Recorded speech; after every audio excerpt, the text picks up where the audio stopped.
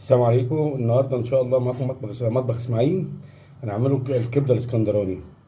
بصوا يا جماعه، على فكره انا عامل الكبده وعامل التتبيله بتاعتها، الثوم والكمون. اهم حاجه الثوم، الكمون والثوم طبعا. تمام. وحطيتها ايه ونقعتها فيه زي ما هي ايه، زي ما انتم شايفين اهو. تمام. ساعه قبل ما تتعمل، ساعتين، كله في دقيقه. انا هنا حاطط الزيت اهو على النار معايا، الزيت. تمام. وده فلفل انا مقطعه. نكمل ده كده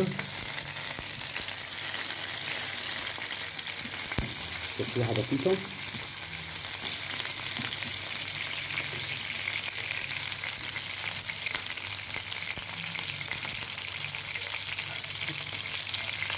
على قرن مثلا ايه حامي او نص قرن حامي اهو.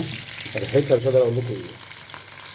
راح ضايف عليها الكبده كده بسم الله.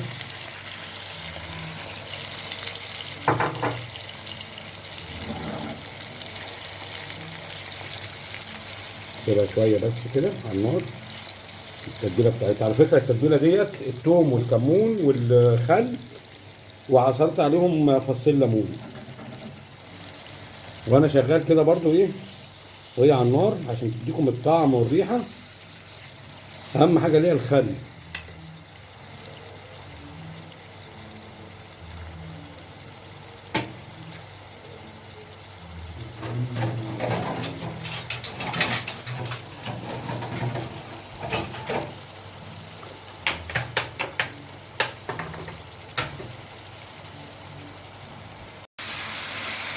بصوا يا جماعه، احنا اهو هي على النار اهي.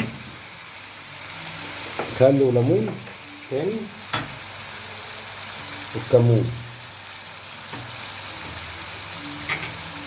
هي دي شغلة الكبده الاسكندراني. انت ممكن تنقعها قد ايه عشان تعمل لك انا يعني اللي عنده وقت مثلا عايز يبيتها في الثلاجه عادي، هيعملها تاني يوم، هيعملها مثلا بعديها بشويه كده، هيتغدوا بيها مثلا يعني نص ساعه، ساعه كتير قوي يعني. ان هي تتشرب بس التتبيله بتاعتها. ما نقلبهاش ياما على النار. بس ريحتها حلوه قوي. ما نقلبهاش ياما على النار. ايه الريحه الجباره دي؟ ماشي. بصوا يا جماعه، هي خلصت كده اهي. اهي زي ما انتم شايفين. المعلقه هنا كده. هطفي عليها اهو زي ما انتم شايفين اهي. انا ما قلبتهاش كتير يعني، هي تقلبتين كده. تمام.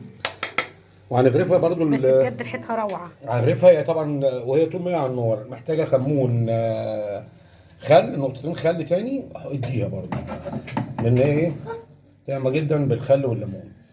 هنغرفهم دلوقتي انا في اطباق نفس المحل بالظبط اللي عندي، بعيشهم نفس الجو كده. بصوا يا جماعه، دي الكبده اهي زي ما انتم شايفينها اهي. هما بيحبوها كده بالطريقه ديت، ومسقعه وبطاطس ومكرونه. اتفضلوا معانا. حطوا لايكات كتير، وصلوا 100,000 لايك.